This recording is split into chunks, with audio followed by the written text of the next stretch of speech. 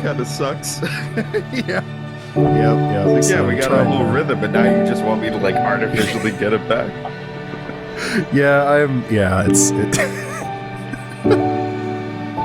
Well, so for this, I didn't do like a ton of research outside of just watching the show.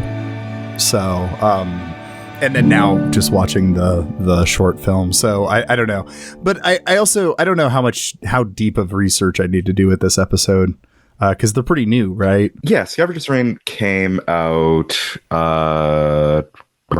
It came out in 2023, and it was announced in 2022. Came out in 2023, canceled by Max in 2024, and acquired by Netflix a little while after, and came out this month. Yeah, so that's kind of part of the pitch of this episode a little bit, is because I want this greenlit for season 2 really badly. So hi everybody, welcome to Fruitless Patreon. I'm joined by Jackal, and we're going to convince you to watch Scavengers Reign.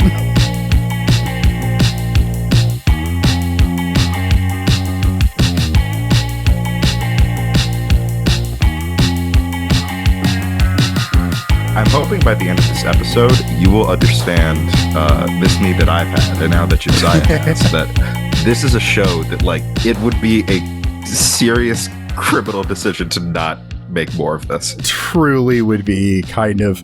especially because, okay, season 1 wraps up in a way where it could end there, but it's so ripe for more. You know what I mean? At the same time, like, it wouldn't feel wrong for it to have a season 2. You know what I mean? It feels like it's waiting for that. Yeah, I mean, the show, in a way, and this is probably a good idea for most things if you're at this point in the media landscape, if you're pitching them to a major company, is to plan ahead for, well, it's not really guaranteed that this thing is going to get a continuation. So make sure that the ending of this is satisfying enough that if suddenly, background production stuff doesn't go your way, it doesn't feel like, oh, well, I guess this will just go nowhere. Like a Firefly situation. Yeah, it's a stereotype of Firefly. If you rewatch Firefly, that is truly a season that no one had any clue that show was going to be one season. Yeah, they're all preparing for the next season. It's all setting shit up. The Reavers, the pseudo zombies that are so famous in Firefly, they only appear in person in one episode, and they're mentioned in another. That's crazy. And they're like a huge part of the show. The Men in Black equivalent in that universe, they only appear in 3 episodes, if that. It might be 2. I'd have to rewatch it, but there's so many characters that are huge in that show. You could tell when they wrote them, they were going to be big recurring elements that would come up again. Yeah. This was the introduction of this reoccurring thing. And while Scavengers Reign is different in that this is a very tight plot for this season, that ending is so open for so many different aspects of continuation that, and you can tell that they have ideas. Yeah. They just definitely need to be given the opportunity to do it. Yeah. And I mean, I think part of it is I'm sure that they have such insane world building that they haven't even explored in the show yet. You know what I mean? Like, I think they probably have so much ready to happen in this series if they're given the green light, you know? Like, you could tell they've really thought through this world, because I mean, they've been thinking through it at the very least since 2016, because that was where that was when they put out that short film that would be their kind of, that was like, I think you described off mic as kind of their elevator pitch to, a network to let them make a show. Yeah, it was. You can tell that it's because this kind of comes through on Adult Swim pretty often, is that there are shorts that are so well animated. They're pilots, but they're not saying they're pilots. It's to get enough attention that it shows executives that there is interest in this to greenlight it. Yeah. And you can kind of tell that was the case with Scavengers, even though that short still stands on its, like, as its own thing, especially thematically in context with the show Scavengers Reign. Yeah. Like, there's no dialogue at all, I think, in it. And so it's much more just like, here is the world, and please let us set a story in it. I actually have a article that will help bolster this, because you said you didn't there isn't really a lot of research. I think might have been off mic. Yeah. That there's not really a ton of research for this, because this is like a show that came out in between last year and this year. Yeah. If you're gonna watch the show, watch it on Netflix. Don't watch it on HBO Max. That's not going to do anything in terms of the analytics. Max has already canceled the show and wiped their hands of it. Yeah. Netflix has. Thanks, Max. That's real cool. Netflix picked it up, and depending on how reception of that is, that all depends on if there's a season 2. So allow us to pitch that to you. But I think it would be interesting to kind of go through a little bit of the production history behind this. Sure. Yeah. I'd love to hear it. So the short that you just watched, not just a couple minutes ago before we hopped on mic, Scavengers, is about 8 minutes. It was done for Toonami's Adult Swim's Toonami block, and was their pitch for this almost Annihilation-inspired Mobius-esque sci-fi. Something that we haven't really had in terms of Western animation before. Yeah. It's the real, like, this, like, it's body horror, but it's like more than that. It's like environmental horror, you know? It's yes. Yeah. It's environmental horror, at least as of recently. It used to kind of be its own thing, but as of recently, environmental and body horror are crossing quite deeply. Do you think that's Jeff VanderMeer's fault? Is that... Many things are Jeff VanderMeer's fault. I mean this in the best way possible. That guy is... Yeah, I love that guy. Probably... we might need to wait a couple years for this, but I'm willing to give that this guy is going to be as influential as someone like Cronenberg or John Carpenter in terms of the development of body horror. Scavengers Reign is a great example of the Southern Reach trilogy's legacy and how it's impacted science fiction and horror going forward. Yeah, this is the generation that read the Area X trilogy, making an animated series. Exactly. That was the first thing that, even before I knew anything about this show, when the trailers first came out, which they came out when HBO Max first was pitched, which feels like a million years ago, but it was only, I think, 2-3 years ago from now, I think. Oh, wow. I'd have to check the dates, but it wasn't all that long ago. When the trailer came out, the thing that was rolling across in the back of my brain was, this is really giving me the vibe of Southern Reach. Yeah. Even if you look at the cover for the Southern Reach trilogy, especially Annihilation, even like the cover design, the way that there's like a fluidity in the actual Area X zone, that is like that's something that you see in the actual wildlife and ecology of this planet. It feels like taking that vibe of an environment and an ecology that is so alien yet terrifying, but also alluring and beautiful in its own way, and making it move. Yeah, because that's what I think. I kind of was wondering about this series, is whether to fully call it horror or not. Because the thing is, while there's so much horrifying stuff, there's also like a lot of beauty to to all of it. You know what I mean? Like the world is equal parts like horrifying and like just kind of this beautiful, weird science fiction thing. I don't know. That's hard, because I think this is something that is going to be a part of environmental horror going forward, is that, and even cosmic horror, which I don't think I would count Scavengers Reign as cosmic horror. It's space horror, but it's there's kind of elements of cosmic horror. I think with Cayman's plotline kind of feels a little that way. Oh God, yeah, okay. No, or Sam's, actually, both of those two. I think maybe like there's not full cosmic horror, but there's they've read Lovecraft. You know what I mean? You can tell new that weird. They took some influence there. That's the genre that I would put Scavengers Reign in. It's solidly in new weird, which if you're a fan of the Southern Reach trilogy and subsequently Annihilation, if you're a fan of House of Leaves, The Department of Truth, if you're a fan of any of that, that's what this is.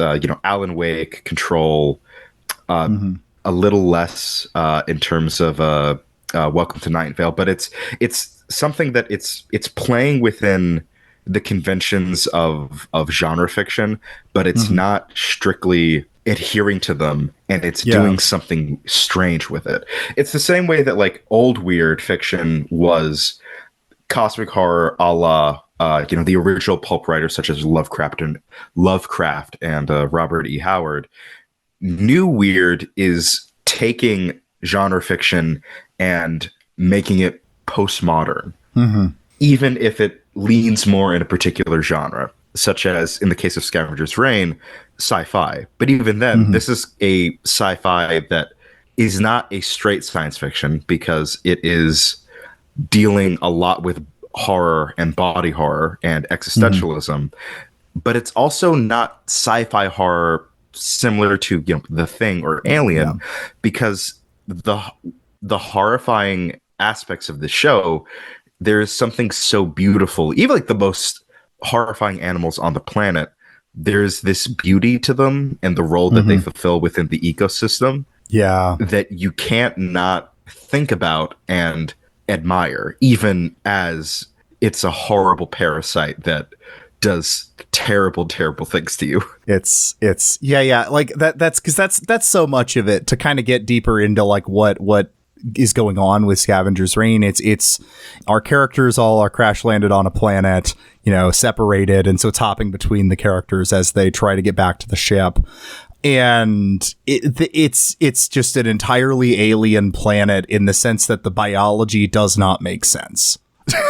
Like, at least to us, of course. But it feels almost mechanical, seeing how the biosphere works. And yeah, it's really fascinating.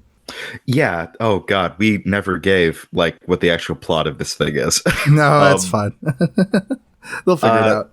You'll watch the show, but watch the show. So it follows the crew of the Demeter 227, which is a mining and transportation ship that is on the way to deliver supplies to a colony. And things go wrong. People die, and the remnants of the crew that are awake on the ship crash land on this planet. And they have to, the planet called Vesta. And some are trying to survive and make a go of it for while they're there, while they're trying to figure out how to get back to the ship. And others are far more proactive with trying to get back to the Demeter, while others are going through their own inner journey of guilt over the terrible things that they have done. I like the play on words there with inner also, because it starts out as an inner psychological story, and then it ends up that he is inside something. Yes, he is. I will not say what he is inside of. Yeah, we'll get to that. However, like an onion, he's made of layers. So Scavengers Reign was created by Charles Huter and Joe Bennett off of their original 2016 short Scavengers. Max saw potential for the short, and they greenlit it for a 12-episode run that would arrive in the fall of 2023. Eventually, it was in production for 2 years. It was primarily animated by Titmouse, which is a animation studio based out here on the East Coast. It's the biggest one in the East Coast. And you will know their work primarily because they were founded by the crew. If I remember correctly, they were founded by some of the original crew behind Beavis and Butthead. Gotcha. So a long history in adult animation. I believe they also had a really significant impact on Venture Brothers, another show lost to the sands of time. Thank you, Warner Brothers. Thank you. So It was co-created, like I said, by Joe Bennett and Charles Hunter, off of the Scavenger short, but it evolved from there over the process of the 2-year production period. Here's a quote from Bennett from Animation Magazine. Scavengers began when someone at Adult Swim who was making smaller short-form content reached out and said that they've been watching our shorts online and was wondering if we were interested in doing something with them. I've been interested in a short film. It had no dialogue, so I pitched him a very rough animatic that I was going for. Charles Hunter, who was Bennett's creative partner, loved the idea of a sort of Rube Goldberg machine at its root and the cause and effect of seeing that process play out in nature with layers of symbiotic relationships and mutually beneficial interactions between creatures and plants.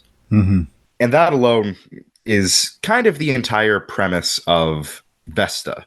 Everything is symbiotically deeply connected. I like the Rube Goldberg. I think that's a good way of thinking about it, because it'll always be like some flower spits out a little rat thing that walks over, and then that rat thing knocks over something else, and then it causes, a chain. You know what I mean? It's always like something like that. And then you see toward the end how it creates a phenomenon that is going to collide with the protagonists at some point. Yeah. Even it's a show that benefits from rewatching. Yeah. Because you get to watch those little movements and how they will reverberate later on. Yeah, there's a lot of like, actually, it kind of makes me think of some of the cold opens to like Breaking Bad. You know what I mean? Where it'll just be like looking at an image or like an object, and you're kind of like, what the fuck is that? And then the whole episode will eventually collide with that object, and that will end up being the deciding factor. That's kind of like how a lot of the episodes are structured.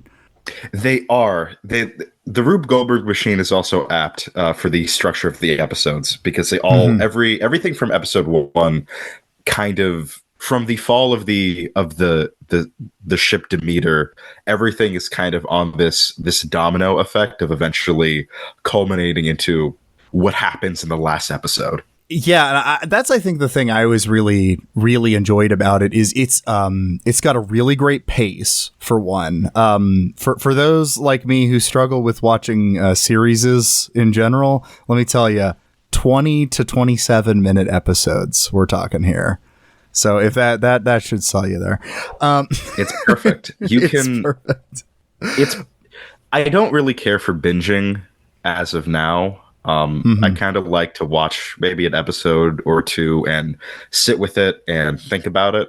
But Scavengers Reign is a show that really benefits from doing batches of episodes because they're so breezy. It's not the pace is so quick, but it doesn't feel like it's at a breakneck pace because it's taking its time while also not holding it up. Yeah, because it is really snappy, but it doesn't feel rushed. Like it does really go from thing to thing to thing to thing. But it doesn't feel rushed. And initially it's still, it's hopping between the protagonists so much that, I think each episode really gets like a good, third of it for each protagonist, and so because of that, you're wanting to watch all these little trajectories and how they're going to eventually collide.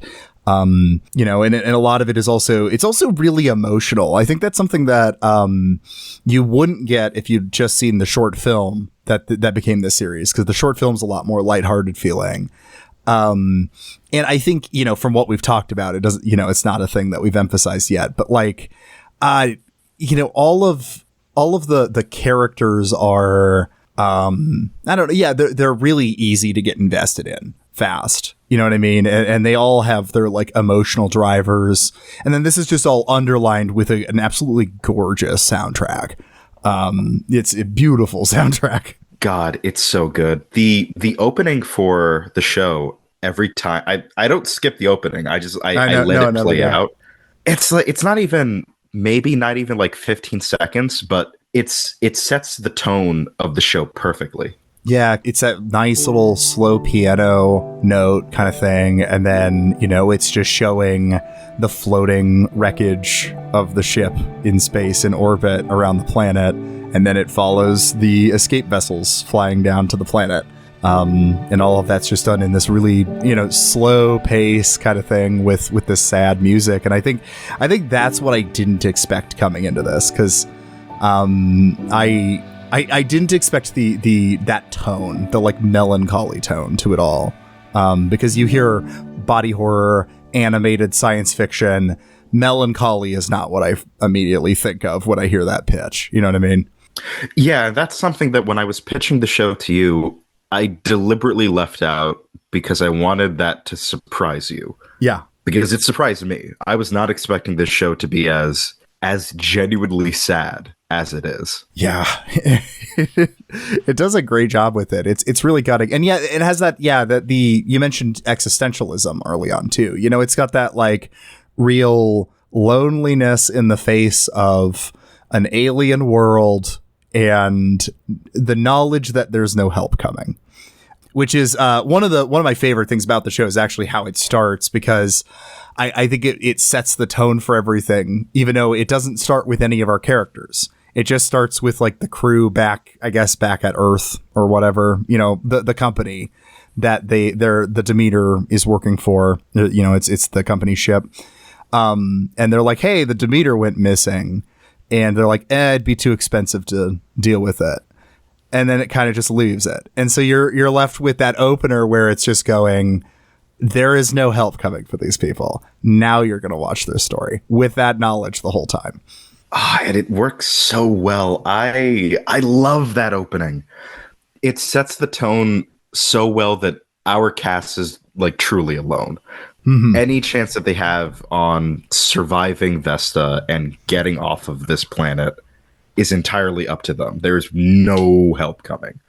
There was a tweet going around a couple days ago in relation to this game that came out also a couple days ago, Still Wakes the Deep. I believe I told you about this, where it's celebrating the alien likes and the thing likes that are about a genre fiction that is about working class people stuck in a horrible situation due to the malfeasance of usually company managers.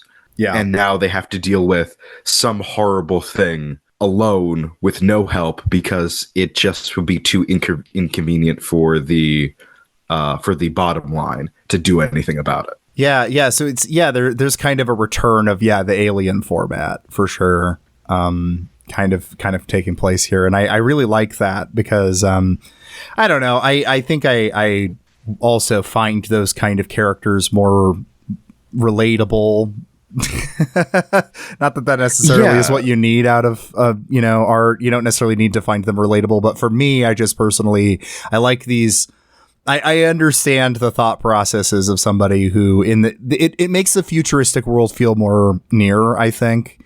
And helps you kind of connect to it. Like, okay, yeah, he's the cargo guy on this. He's just stuck working for this shitty job. I feel like I understand that, and I also understand, even though maybe clearly not to the extent that the characters in these two understand having an uncaring management that would totally work you to death. Everyone in the show, aside from, I think Sam is the only officer of the cast of characters in the show that are alive.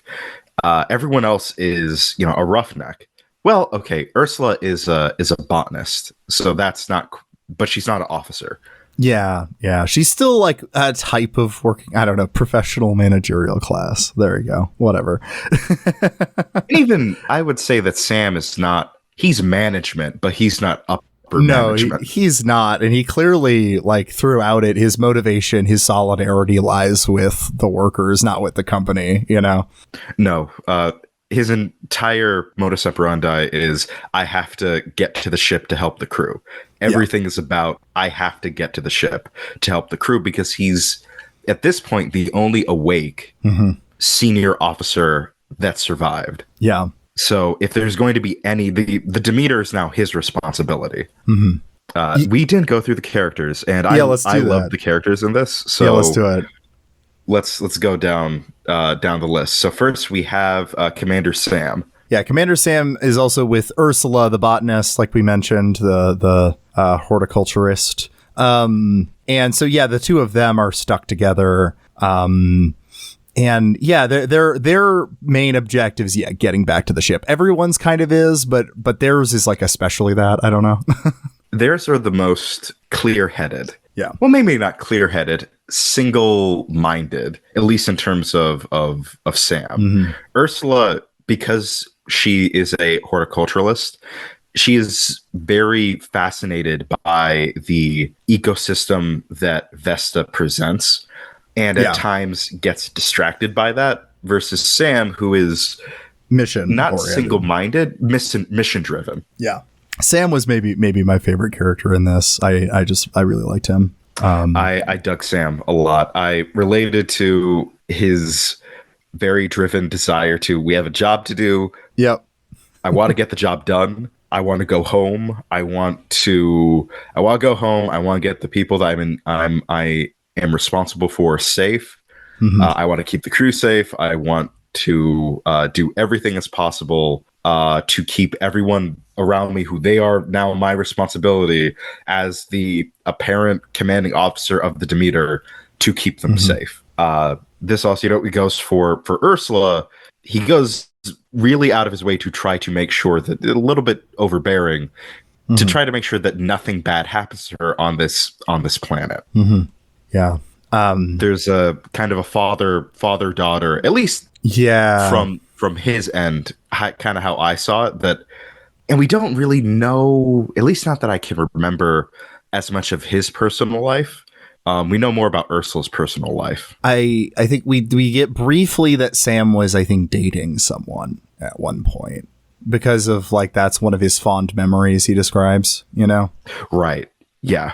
But not, Ursula's married with a kid, versus him, who is dating someone. My headcanon broadly is that there might have been a relationship in the past that, due to the nature of his job, didn't work out. But I think it does say that I think it does say that he broke up, that they broke up before he went on the mission that they're currently on. I think it did say that. Which tracks. Yeah. This is my favorite aspect of space media, of interpersonal relationships and how they work in the just insane vastness of space and of space travel. Whenever it's brought up that, the relationships that you kind of have with people, it's really hard to maintain that when your job is to work on a spaceship, and that ship is most of the time you're spending that asleep, and this other person is just unable to talk to you because you're in space, and they have to work with, well, are you okay? Did something happen? Because space is inherently hostile to everything. It's a vacuum. Yeah. I think that's cool to explore that kind of interpersonal side of that, of like space travel or whatever. It feels like it's a little connected to like the way pilots or like truck drivers have, like some of the struggles they would have, but it's on an even more extreme, Right, because having a spouse or a partner who is a truck driver or a commercial pilot, that's hard because they're constantly traveling all the time. They don't get great sleep. Their schedule is dictated by their profession. But add in the wrench of, and the environment around them is a vacuum where there's no oxygen. And going from one place to another via, a FTL drive of some means, even in the best case, that will take months, if not a couple of years. Yeah. That's kind of hard to keep relationships like that going forward in any conceivable way that's fair to anyone. And whenever that's always like the interesting stuff in science fiction, that whenever it's brought up and people like are able to deal with it, that's a question I always find interesting. And we do get more of that in Scavengers Reign via another character who is, he's got a lot of problems. Cayman. Cayman. God, Cayman. Cayman is fucked up. That's his main thing. Like, already at the start of the show, he's like already kind of big beard guy that's gone insane in the woods, you know? Like, that's already the starting energy. And it doesn't necessarily go up from there. No, it doesn't. And so, yeah, I mean, I think his driving thing is guilt. And that was also like Cayman was where this like unexpected emotionalness, like, you know, that the unexpected emotional aspect of the storytelling, I didn't see coming in. I think Cayman was the first indicator it was going to go there. You know what I mean? It was going to get a lot heavier than I was expecting. Yeah, especially when you find out what happened to his wife, which we won't say. Well, there are things I would like to leave out in this episode because I would like for people to go watch this. But when you find out that so much of what happened in this show is his fault. Yeah. Don't. I'm trying to think of a way to not completely spoil it, but yeah, I think the fundamental thing. I mean, I think you start figuring this out within the first couple episodes.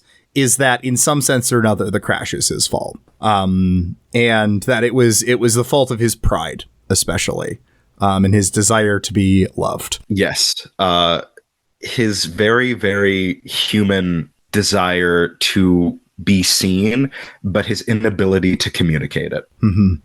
And then, of course, on top of that, we've got actually, I think maybe my favorite trajectory in the show, actually, which I didn't expect going in initially because, Ozzy, who is, she's like a cargo specialist, and she is stuck with Levi, which is the name of these like robots that they have. So they're all called Levi's, but they just call him Levi or her Levi.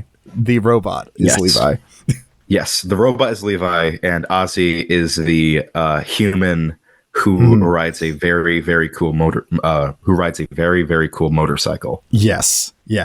I'd kind of seen like, okay, this is the survivalist archetype. Like I kind of clicked that immediately. Like she's the one who's like tough and gonna figure out how to get out of here. I'd seen that, but as it goes on, it becomes one of my favorite trajectories because of her collision with some other characters, which maybe we'll talk about in a second. But then also the whole Levi trajectory is super cool because this is right off the bat. First episode, you see this process is taking place. It drops you right into it. There is some sort of biological matter that was put into Levi's circuit board and is giving Levi consciousness in some way or another.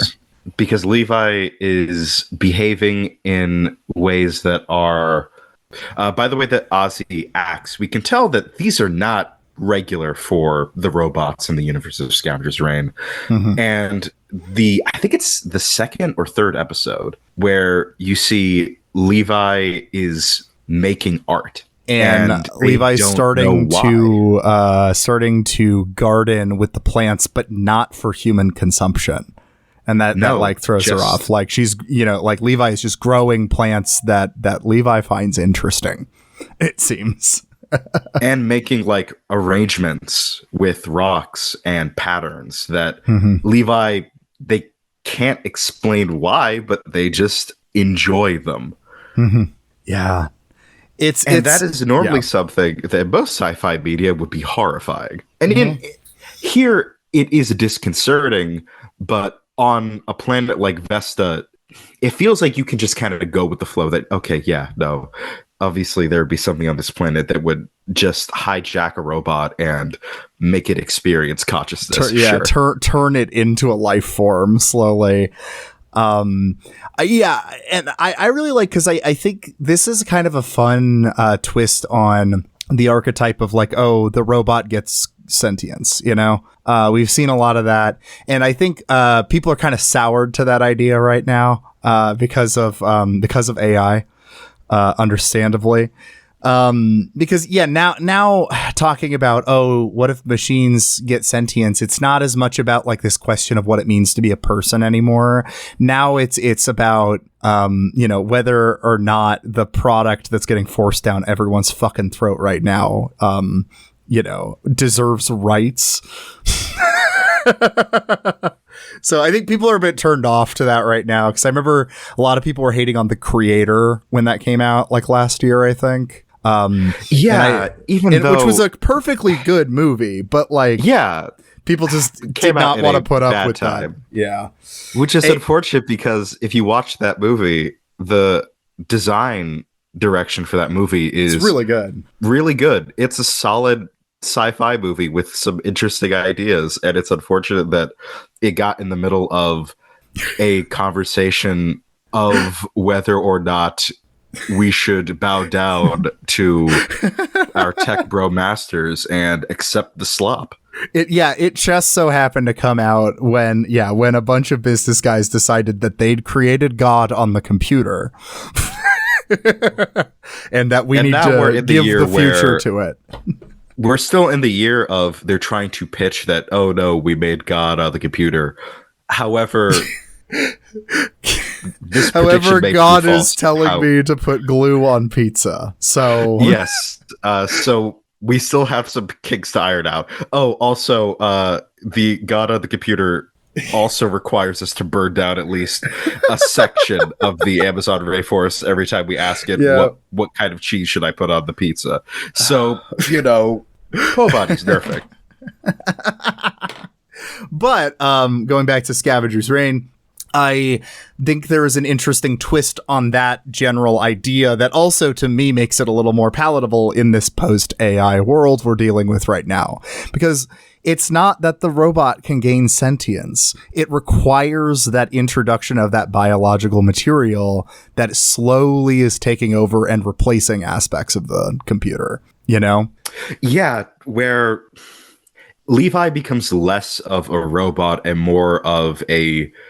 I don't even know if I would say like a silicone-based life form, because Levi is partially organic matter that is not silicone. It's using those non-organic substances, but eventually they're all becoming organic. Like, that's what's happening. And so yes. I like that personhood, though, is not able to be made by the robot. It only can happen once there's that biological component that takes over, Which I think also plays with the almost mechanical structure of the planet Vesta. Mm-hmm. Obviously, everything in this show is organic. Like, everything that you see on this planet has evolved to function within this carefully structured ecosystem. Mm-hmm. However, as Charles Hunter, what Hunter said, it's a Rube Goldberg machine. It does feel like kind of mechanical. Mm-hmm. Yeah, and they find functions for the life forms like really fast. All the protagonists, there's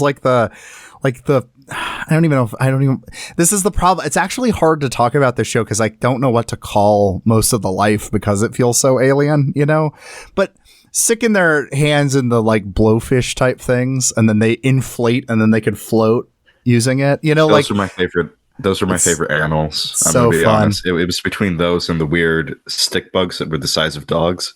Stick bugs. Yeah, those were cool. I think my favorite... Oh, man. I don't know what my favorite would be. There's a lot of good ones. Actually, I think my favorite is the thing that's taking over Levi. I think that's actually my favorite. But, because, that's so cool. It's so cool how it plays out. If you want a sort of similar look to what we're talking about in terms of like the visual design for Scavengers Reign, look up the work of Mobius, French illustrator and comic artist. Mm-hmm. Everyone here is probably familiar with his work, even if you don't know his name, because he was the guy who designed the costumes for Alien and The Fifth Element and Jodorowsky's Dune. Oh, okay. Yeah, that makes sense. So, yeah, I can see that influence. Yeah, it's the landscape of Vesta and the visual design for the animals is very clean, but also it's clean, which adds to the mechanistic aspect to the planet, but it's also so soft. Everything feels fleshy. Yeah, everything. Yeah, it really does feel like, and this is the kind of Cronenberg-ish kind of stuff to it too. It always makes me think of like the gun made out of bones in Existence, like shit like that. It always feels like it has that kind of feel to it, where it's like it's all organic material, but then it like comes together and it does something. Yeah, which again is part of the appeal for Scavengers Reign, is seeing how these things fit together like a puzzle.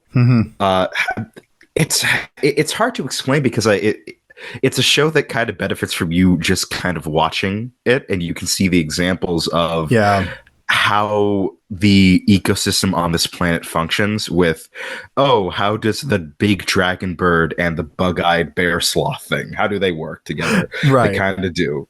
Or what about the stone with like a little worm in it that causes it to move around, right? And it can like fly through water. Oh man! Or I mean you know what? I'll just say the little bean that gets put in people. Oh, yeah. Trying to find a way not to spoil how that happens, but yeah, you know what I'm talking about. Watch the show. You'll figure out what that is. Oh man. I still have to give it to the puffer balloon. Puffer balloon. I love it. The way that you have to make it inflate with its so giant bug eyes. It's so funny. It's so funny. That's too like also funny about it because there is like that cartoonishness that all of the like a lot of the animals are really funny and cute in a way, but like it's not, I don't know, it doesn't lose the melancholy tone somehow while also doing that. Like, this happens in the first 3 episodes. So I think basically my rule of thumb is I'm okay with spoiling the first 3 episodes because that's the setting stage, right? Without getting farther than that. So the thing that starts to control Cayman, there is an animal that seems to have some sort of telekinetic thing that it starts to develop a symbiotic, parasitic, actually, relationship with Cayman. And that thing looks really cute and funny. Like I would laugh every time it was on screen, even when it starts to become a much more horrifying thing toward the end. It still looks really funny to me, but I liked that too. I don't know, like I don't mean that as a negative thing to it. It just I would laugh every time. It is cute, like especially the first 3 episodes before it rolls into becoming something far more terrifying. It's very cute. It looks like it looks like a stuffed animal. Yes. With giant eyes. It's kind of like the size of a koala. It's incredibly simple with the animation on it, where it really is just kind of a blob.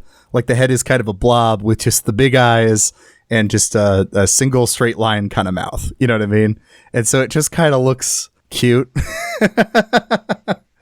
And there's something initially endearing about Cayman and this tiny, weird alien baby koala thing. Yeah. At the start of it. Well, you know what? I like my view is also that there remains something charming about it the whole time, which is also part of what continues to make it more and more unnerving. It doesn't stop being kind of cute to me. And that's also what's like kind of horrifying about it.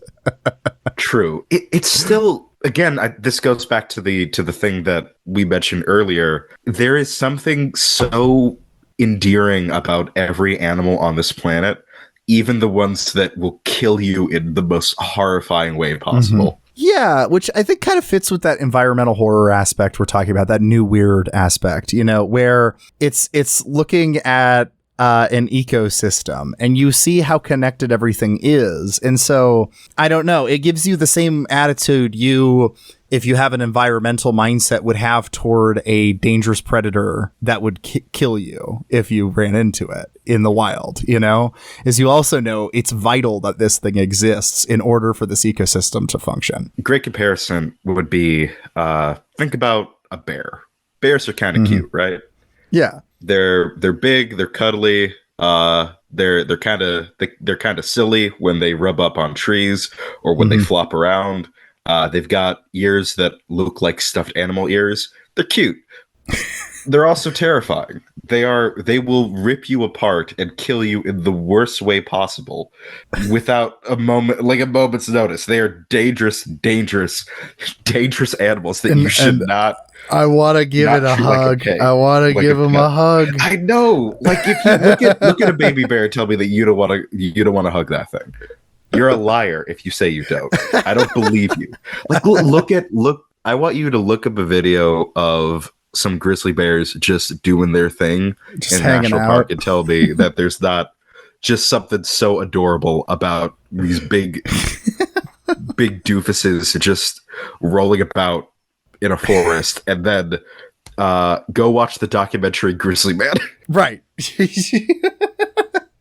but also keep in mind, they are vital for the ecosystem. Yeah, and I think that's maybe some of the horror of Scavengers Reign and of like good environmental horror like this is because there's that cosmic aspect, right? Of like, I am the victim of processes bigger than I can ever understand, and I'm just one little piece in it. You know what I mean? But then I think that takes a step farther and goes, there's nothing inherently wrong or malicious about these forces. You know what I mean? Well, except one. Right. But, they're not inherently that way. They're just doing what their nature, just doing what nature does, And so, I think that's part of it. Everything has a purpose within its role in the ecosystem. And it has worth because of that, even if it's something that is dangerous, that is off-putting, that makes us uncomfortable. It has inherent value and is, in its own way, capable of a kind of beauty. Some more than others, and some can see. There are definitely animals in this that more people will be endeared to than others. Yeah, but I think that that's also just a facet of nature. There are people who really love bugs. There are people who really love reptiles. There are people who really love mammals. And the response overall should be, regardless of your particular endearment to a clade of animal, it should be that every animal is worthy of respect and love and admiration of what they do in this broader system that is interconnected, and without that one little aspect, everything else will collapse without it. An example could be like bees. Think about bees. Bees aren't exactly, well, bumblebees are kind of cute. They're big and fluffy, but they're not especially endearing to a lot of people. But they are incredibly necessary to both the structure of the ecosystem that we live in and to our society. Yeah, there's a real like this planet, it feels very based off of James Lovelock's like Gaia hypothesis, like about like the do you know what I'm talking about? Yeah, which is not, is it pseudoscience? It's because he's not exactly wrong. No, actually, I to my knowledge, and please do your own reading on this, because I'm not an expert on this and I'm not qualified to tell you what is and isn't pseudoscience, but I have gathered that as wonky as the theory sounds, it tends to predict things pretty well. So whether it's like true or not is, its own kind of thing, but like it does seem to predict things well. So the Gaia hypothesis is we assume that Earth is one giant life form rather than break it up into seeing it as competing life forms and seeing it as one giant system.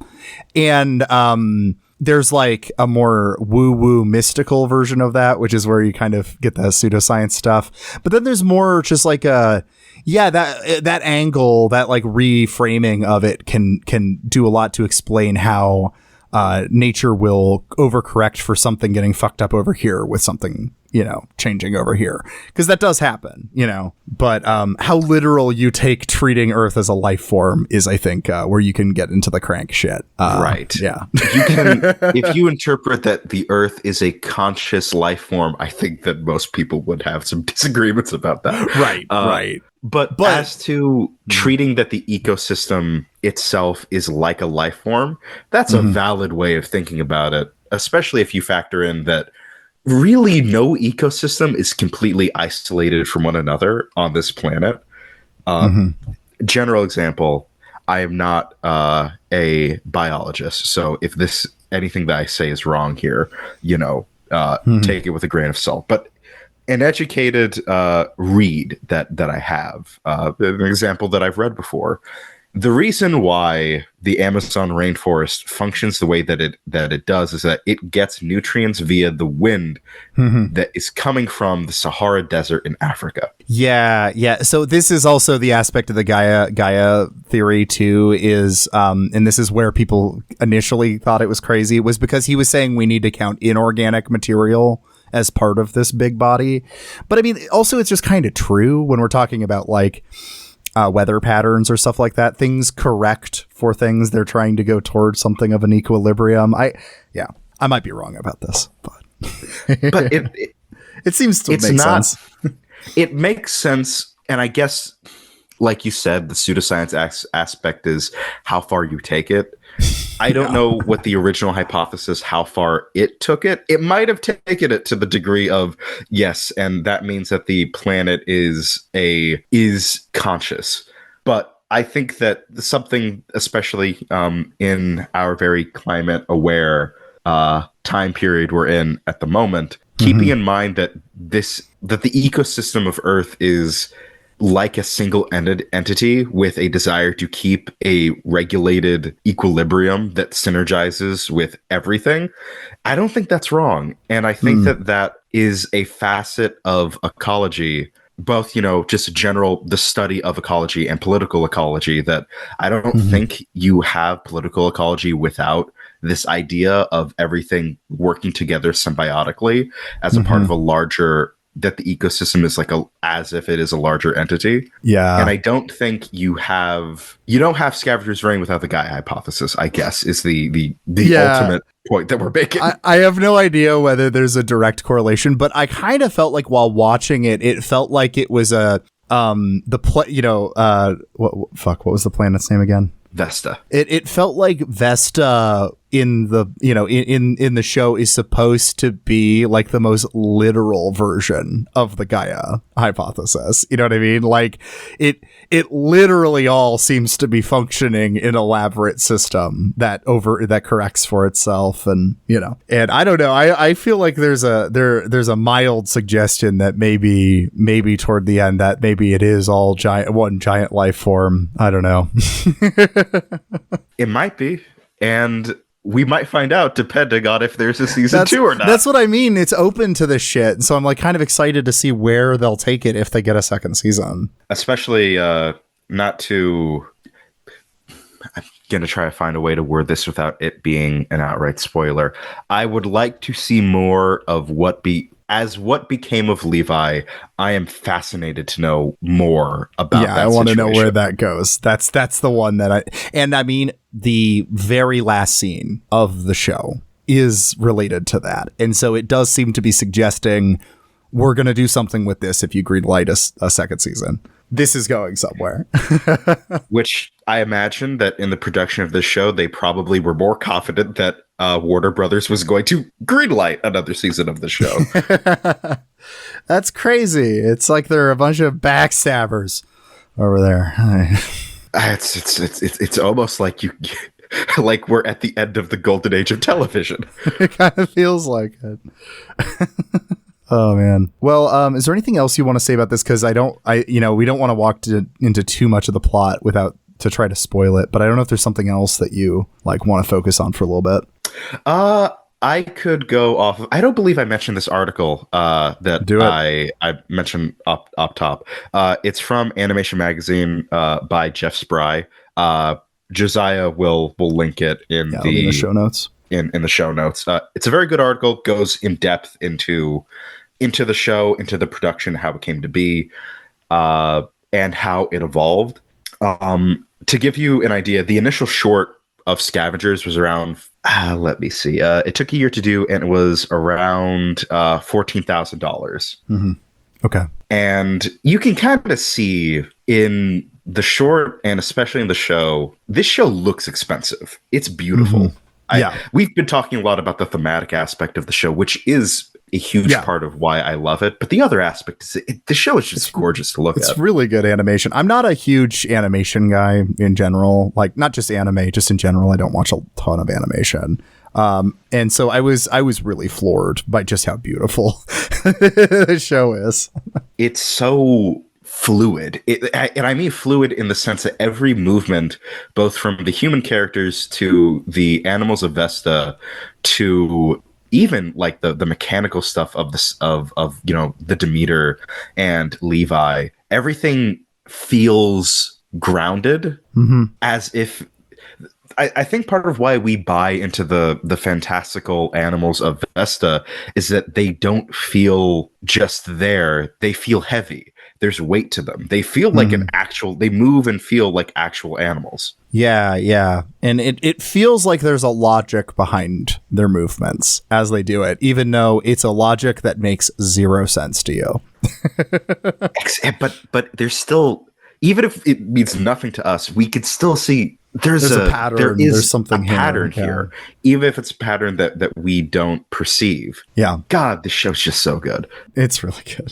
So I'll read from this part of the article, which is entitled "Ecology and Desire," which sort of goes into the kind of history of how this came to be. So from 2018 to 2019, Bennett and Hunter worked on the pilot while it was still project at Adult Swim. It fizzled out because executives were nervous that it might not be right for this network. And that is a story that is a tale as old as time when it comes to animation that is adult animation that is not just humor. Yeah. It's not just, BoJack Horseman or Family Guy or The Simpsons. Late era Simpsons, modern Simpsons, not classic Simpsons. There's an automatically they just kind of want anything. Oh, is it adult and animated? It's a comedy, and not something like this, which is introspective science fiction. Yeah. Because I mean, you threw the BoJack example out there real quick, but and that does have a lot of introspection and stuff going on in it, but it's able to pull it off because it's framed as a comedy. But Scavengers Reign doesn't have that protection, yeah. No, Scavengers Reign is straight up not comedic. It is a science fiction show.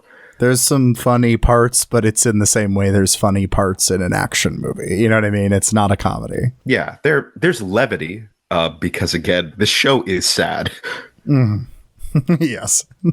And especially with Cayman, it's not a spoiler because it's in episode 3, I think, but the flashbacks he has with his wife are heartbreaking. A lot of them are his fault. Not all of it. Well, he has it's all his fault, but you understand him and empathize with him despite everything being his fault. Yes. It like balances that well. That is a perfect way to put it. So it was an international team with Titmouse and other animators, particularly with France and Korea. Eventually, it did get greenlit by HBO Max when they were in that slate of this is a new streaming network. We need to make shows to draw people in, not just the catalog that we have already. There has to be new stuff to get people in. So Scavengers Reign was that was an element of that halcyon day of a beginning streaming service where they're just giving out money to creatives to say, make this, just make things. We need things to get people in. Yeah. And God, Sounds so good. I That's wish we the dream. could go back to that. Yeah, it's. I remember with some of the Mumblecore episodes I was doing at the beginning of this season. I think it was it was the Duplass brothers got something from Netflix. Got a contract from early Netflix when Netflix was like still the DVDs in the mail kind of thing. But back then they would throw money at indie films and then distribute them. It's crazy. God, what a concept. What if they did that again? I don't know. That's crazy, man. You're telling me that we can, if someone's got an idea that sounds like it would be good enough, we could give them money to make it, and we could distribute it to get as many eyes on it as possible. What? Yeah, what? Actually, get new art out there rather than I don't know. How about the Gray Man 2? Don't you want the Gray Man 2? The algorithm says that you really want the Gray Man 2. And the algorithm, as you know, is never wrong. It's never wrong.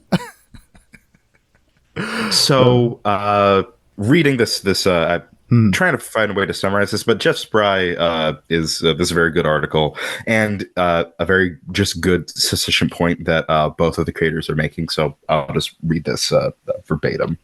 There's a consciousness to it, and these castaways get there in the series and realize it's a very hostile planet and it's pretty merciless, he notes. This is, oh god, wait, actually, I can't believe I missed this. They cite the Gaia Hypothesis. Ah, yes. Bennett directly cites the Gaia Hypothesis that it's that the planet kind of has some kind of like a singular living entity. You're right. I'm so glad. I'm so happy to hear that I read that correctly.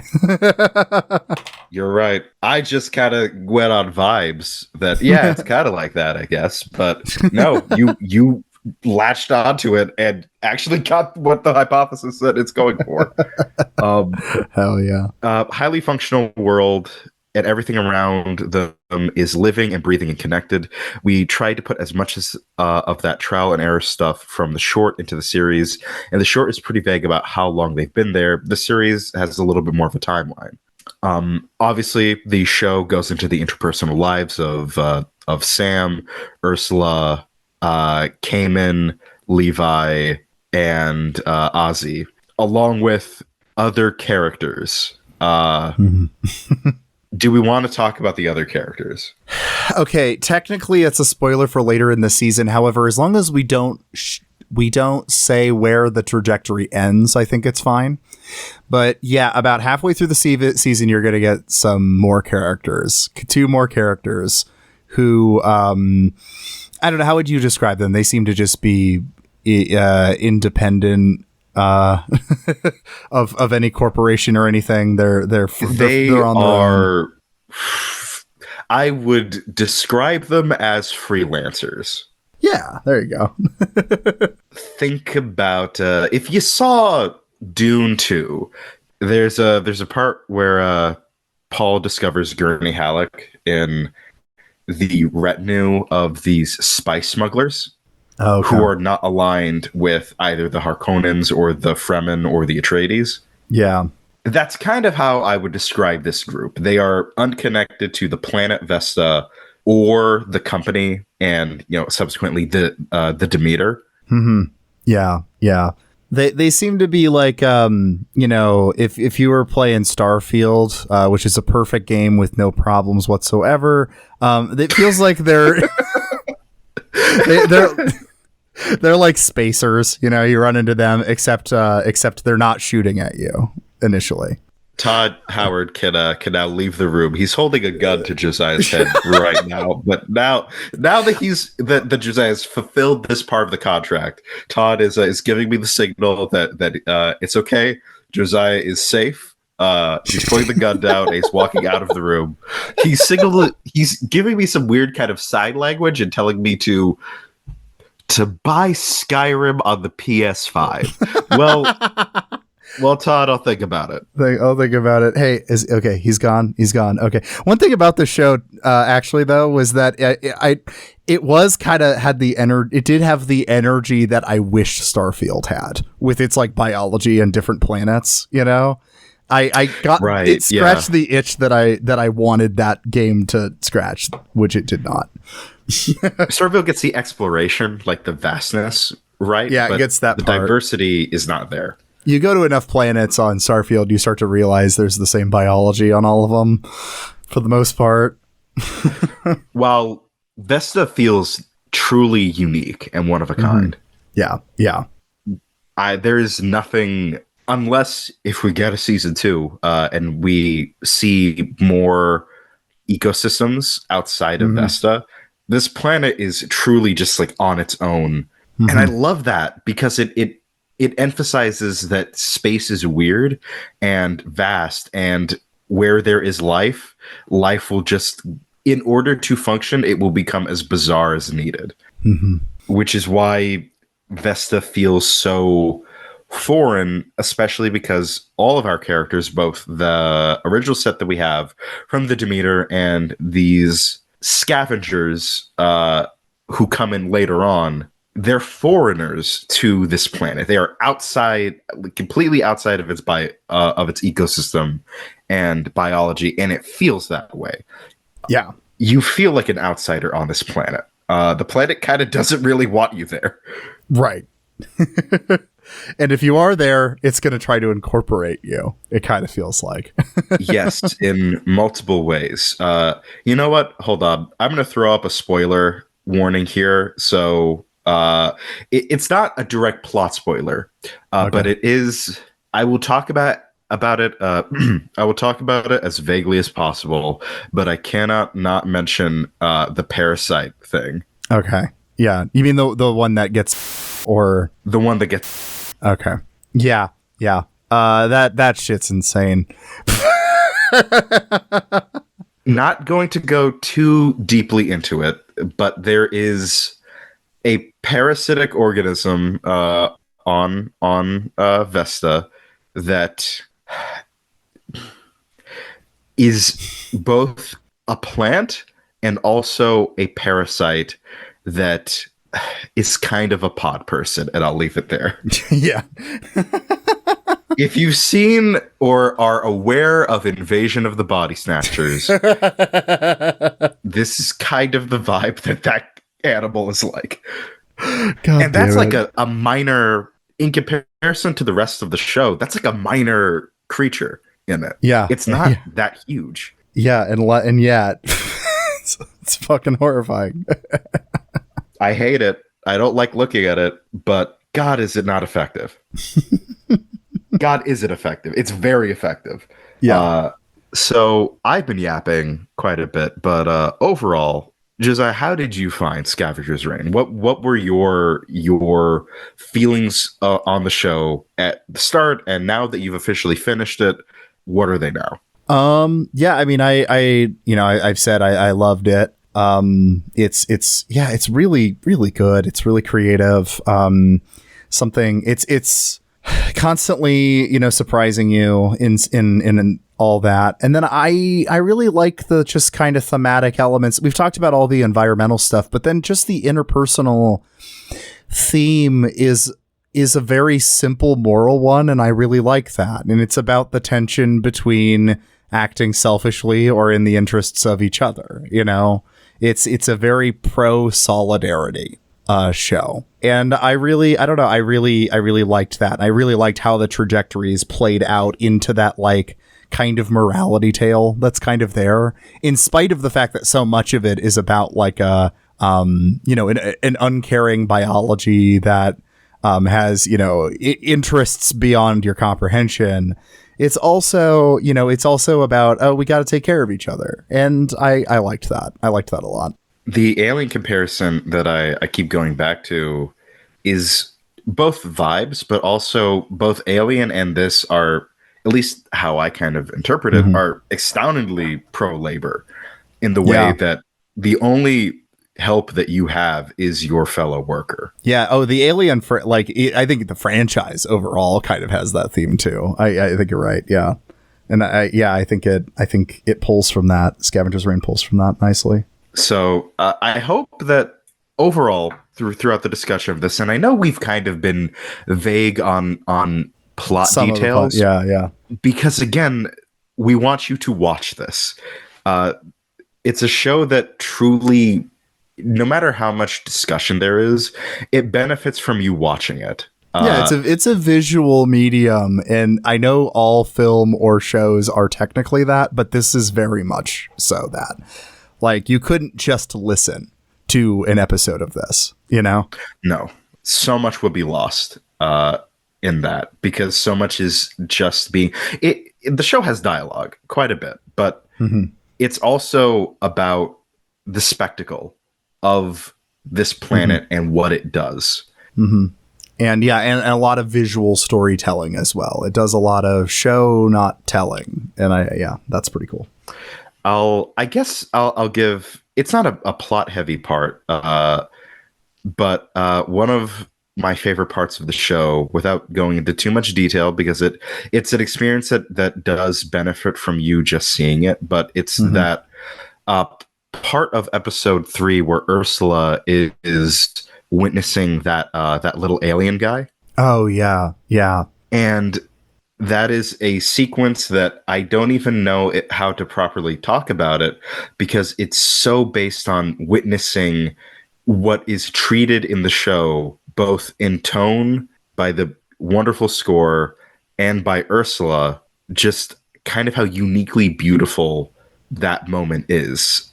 I would call it is a moment of shared empathy between two aliens and a moment of vulnerability. Yeah. And just and then just kind of witnessing that in just like a blink, and then just not knowing what to do with that. It's like that's what happens. Yeah. And that's just a part of one episode, and yet I still can't stop thinking about that little alien dude and his life in the span of minutes, and how impactful it was to his little part of the ecosystem, and how much it meant to Ursula to witness him, how much it meant to him to be witnessed. It's beautiful, man. Yeah. Oh, I love it. I think my favorite scenes, I can't talk about them without spoiling it, because it's really just like some of the final few scenes, like the real climax of the show. It just, all the different threads collide so perfectly at the end. Yeah, that would be my favorite is that whole sequence. We may need to do another episode down the line, which is just us talking spoilers. Yeah, talking with spoilers. I think that's a good idea, because it's really good. This is the pitch episode. This is the pitch to sell you that this is a show worth watching. If you have any interest in genre fiction, sci-fi, body horror, I truly think there's something special here. Yes. In Scavengers Reign that you will enjoy. Even if you're not like a typical, like this show isn't typically what you would watch in terms of style or genre, I truly believe there's something you will get out of it. Yeah.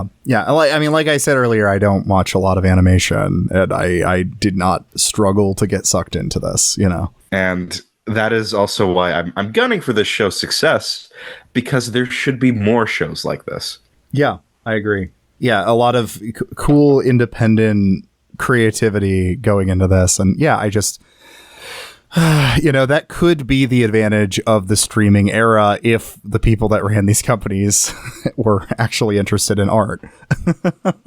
Yeah, it feels like this show feels like you've been given a silver platter of potential and prestige, because the show's got like something special. Whoever like gets to have this show, it feels like you benefit from it, because this is truly like a work of art. Everything in the show, from the themes it explores of environmentalism, of ecology, and the deep personal connections between the characters, the interpersonal relationships between them, the animation, the design, everything is all collectively a work of art, and it feels like a waste to just say, our audiences are not, the algorithm is saying that audiences really don't want this. Yep. Such a bummer. So hopefully, we see more of this. Yeah. Go watch Scavengers Reign on Netflix. Go watch Scavengers Reign. Give it 3 episodes. I promise.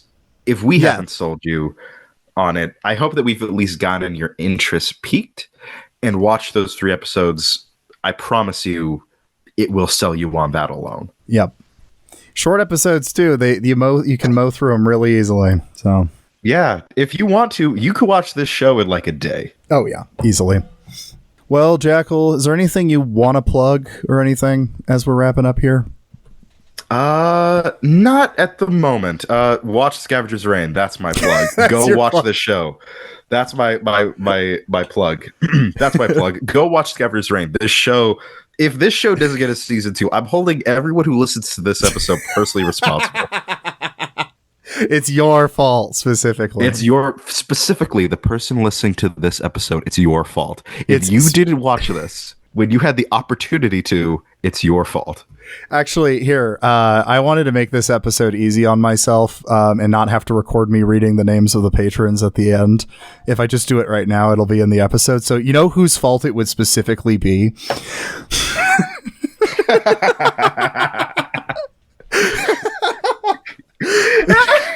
Fruitless patrons, Philip Cozy. I am once again Gavin Aronson, Joseph Gross, Kyle Gannis, Moss, Regular Sized Horse, parentheses, small, Robert Heilman, Stephen, aka Spike Stonehand, The Blurst of Times, The Worst of All Possible Worlds, and of course, Chris Barker. Thank you everybody for listening to our pitch for Scavengers Reign. Go watch it. Please go watch it. You'll like it. I promise.